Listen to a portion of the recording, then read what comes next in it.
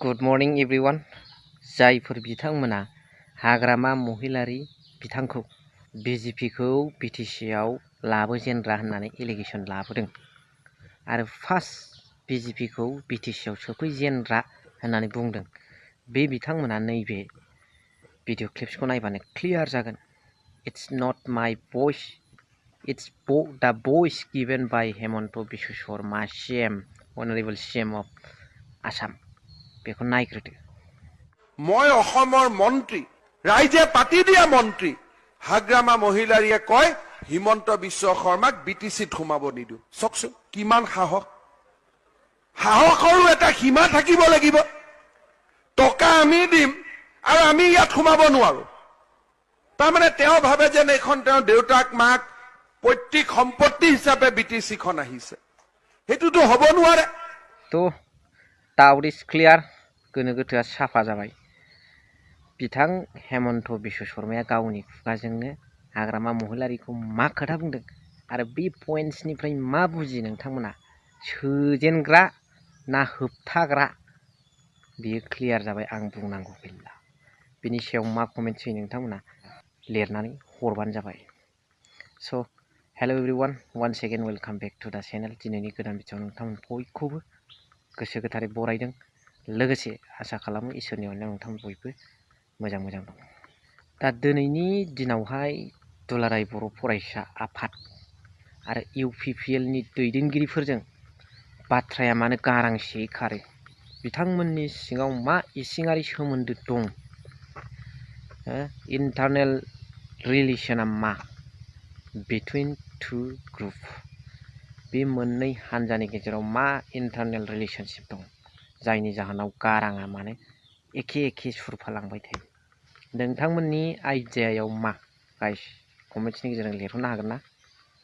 दा जों जुदि साननो थाङोब्ला दुलाराय बर' फरायसा आफादाबो जुदि नैबे जख्रबसेल' बिटिआरखौ लानानै आखरे दफाफोरखौ जाफुंजानो लुबैबाय थाबायबा, आउट अफ बिटिआरनि बर'फोरखौ लानानै जाबादि सिमां बड'फा उपेन्द्रनाथ ब्रह्मआ जाबादि सिमां नुदोंमोन, बेखौ जुदि एरायनानै दिनै बिटिआरखौल' गोसो होबायबा, अब्ला बेवहायथ' सोरबाया बड'लेण्ड बिग्रा उजिखागोन।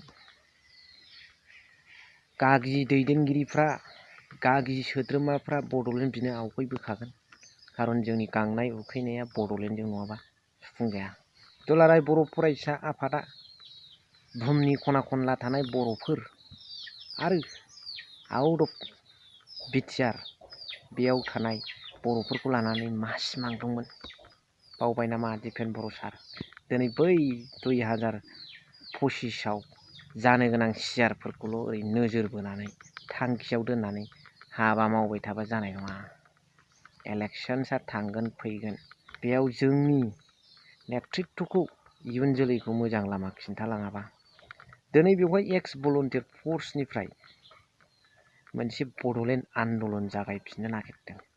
बयबो सापर्ट होनांगौ। बेवहाय आङो नोंथांमोनखौ आंनि चेनेलनि गेजेरजों खावलायबाय, बयबो जाहाथे बे आन्दलनाव सापर्ट होयो, मदद होयो, थाइसे थाइनै हरो। दा बेजों लोगोसे प्रमद बर' सारा बुंदोंमोन बिटिआर गभर्नमेन्टआ जाख्ल'नाय गैयै मोनसे सरखार होननानै, जाख्ल'नाय मुक्त बे मोनसे सरखार होननानै।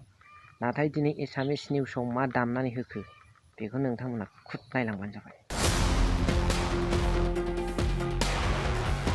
পৰিৱৰ্তনৰ নামত বিটিআৰত লুণ্ঠন ৰাজ। প্ৰমোদ বড়োৰ স্বচ্ছ নিকা বিটিআৰত কমিছন ৰাজ। কমিছন নিদিলে আগ নাবাঢ়ে কোনো ফাইল। বিটিআৰ বুলিলে এতিয়া এইবোৰ অভিযোগে শুনা যায়। এনেবোৰ অভিযোগৰ পম খেদি বিটিআৰৰ বিভিন্ন প্ৰান্তত নিউজ 18 চলোৱা সৰজমিন তদন্তত সাংঘাতিক আৰু কেতবোৰ ভয়ংকৰ ছবি পোহৰলৈ আহে। এই প্ৰতিবেদনত আমি দেখুৱাম কেনেকৈ প্ৰধানমন্ত্ৰীৰ স্বপ্নৰ আঁচনি প্ৰধানমন্ত্ৰী আৱাস গৃহ যোজনাৰ নামত প্ৰমোদ বড়োৰ বিটিআৰত সংঘটিত হৈছে সীমাহীন দুৰ্নীতি আৰু অনিয়ম। প্ৰমোদ বড়োৰ দুৰ্নীতিমুক্ত বিটিআৰত VCDCৰ সদস্যও আত্মসাৎ কৰে প্ৰধানমন্ত্ৰী আৱাস যোজনাৰ টকা। কোকৰাঝাৰ জিলাৰ কচুগাঁও উন্নয়ন খণ্ডৰ কচুগাঁও VCDCৰ অন্তৰ্গত কামাৰপাৰা গাঁৱৰ দৃশ্য। প্ৰধানমন্ত্ৰী আৱাস যোজনাৰ গৃহ নিৰ্মাণত আবণ্টিত টকা হিৰণ্য নামৰ VCDC সদস্য এজনে চুনকা মাৰ্টি নামৰ হিতাধিকাৰীৰ পৰা আত্মসাৎ কৰে। মই লৈছো, মই লোৱাৰ পৰা লৈ যায়। কোনে লৈ যায়? ঘৰ বনাই লৈ যায়। কোনে ঘৰ বনায়? ওই যে হেরোনো ঘর তো লাগে, পয়সা যাই খাই দিছে আর কি, মই আর ঘর না লাগে রে। এতিয়া তেওঁ ক'লে কি কয়? পয়সা হলো মই বোলে খাইছো, মোক কই বোলে পয়সা খাইছি। মই ক'ত খাইছো পয়সা? ভাল লাগে। মই পয়সাটো লৈ যায় এইফালে মিস্ত্রি নলগাই সিমেন্ট গুলো সব শক্ত হয়ে যায়। এইফালে দুইজনে উঠাই পেলাই ইয়াত মিস্ত্রি লগাই দেই, তাৰপিছত পয়সাটো লৈ যায়। এই নাম্বাৰটো কেৱল এয়াই নহয়, এনেদৰে প্ৰমোদ বড়োৰ বিটিআৰৰ 4খন জিলাৰ বিভিন্ন প্ৰান্তত প্ৰধানমন্ত্ৰী নৰেন্দ্ৰ মোদীৰ স্বপ্নৰ আঁচনি PMAYৰ নামত চলিছে লুণ্ঠন ৰাজ, চলিছে কমিছন ৰাজ। কিন্তু নীৰৱ নিতাল বিটিআৰ প্ৰধান প্ৰমোদ বড়ো যেন তেওঁ একোৱেই নাজানে, একোৱেই গম নাপায়। অৱশ্যে নিউজ 18 এনেবোৰ লুণ্ঠন ৰাজ, অৰাজকতাৰ বাতৰি প্ৰতিক্ষণতেই ৰাইজৰ সন্মুখত তুলি ধৰিবলৈ প্ৰতিশ্ৰুতিবদ্ধ। ব্যুৰো ৰিপৰ্ট, নিউজ 18 অসম নৰ্থ ইষ্ট। स' बुजिनो हाबाय प्रमोद बर' सारा 25% जा 75%खौ मावनांगौबो लानांगौबो होननानै बुङोमोनब्ला आलदा खोथामोन। नाथाय बिथाङा बुंदों भ्रष्टाचार मुक्त मोनसे सरखार होननानै, बिटिआरखौ जाख्ल'नाय गैयै होननानै। नाथाय दिनै मा नुनो मोनखो? PMAY न'नि फैसाखौनो लुफुंजोबाखै। आङो बेबादि मोनसे चिरां दुवार फेरेंगा सारनि समस्थियाव आङो फोरमान होनो हाबावो, न' जाफुङै VCDCनि मेम्बार आरो चेयारमेना फैसा जानानै थानाय सेकेन्ड किस्तिखौ आइ केन प्रुभ राइट नाउ, लाइभ प्रुफ आं दानो होनो हायो। नाथाय बिथांमोना जायफोर बेक्तिफ्रा बेबायदि 6 जन 7 जन फैसा जाख्ल' जादों सेकेन्ड किस्तिखौ न'निखौ, बिथांमोना गावसिनि आसनि मोननायखौ दम होनायनि थाखाय बे हाबाफारिखौ मिडियायाव बुंनो हायाखै।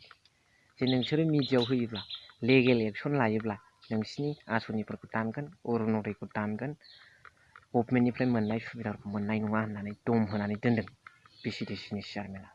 दा अब्ला प्रमोद बर' सार खुगायावल' बुंनानै मा जानो, बास्तबाव बेफोरबायदि खामानिखौ चेकिं खालामाखै, जाफुंहोनायनि माबा मोनसे बेबस्था लागोना लायाखै।